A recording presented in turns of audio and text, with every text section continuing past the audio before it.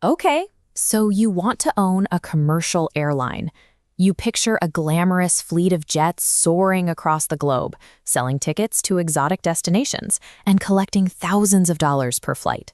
It sounds like the ultimate global business, moving millions of people and capturing a piece of the massive travel industry.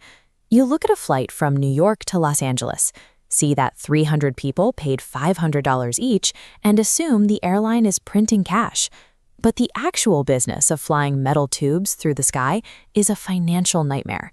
Flying a plane operates on the exact same brutal economic principle as a gas station. By the time you pay for the jet fuel, the aircraft lease, the maintenance, and the staggering fees that airports charge, like the roughly $9,000 an airline pays just to land a wide-body jet at Heathrow, plus the $55 fee for every single departing passenger, the profit margin on that ticket shrinks to almost nothing. In a good year, an airline is operating on the exact same razor-thin net profit margin as a local supermarket, somewhere in the agonizingly tight range of 1 to 3%.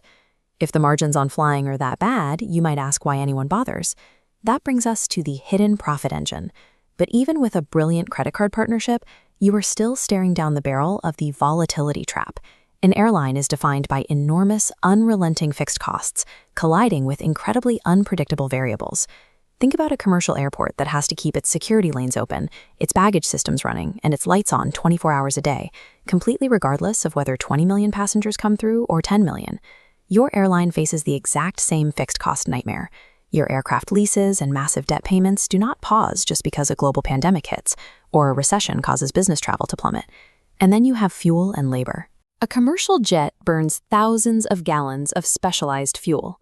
Much like a massive gold mining truck that burns 30 gallons of diesel an hour and forces the mine to absorb the cost when global oil prices spike, an airline is entirely at the mercy of the global oil market. You cannot negotiate your fuel costs downward.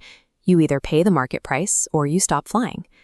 On top of that, just as a retail pharmacy is legally required to pay for highly specialized, expensive labor in the form of a licensed pharmacist, you must staff every single flight with FAA-licensed pilots and mechanics.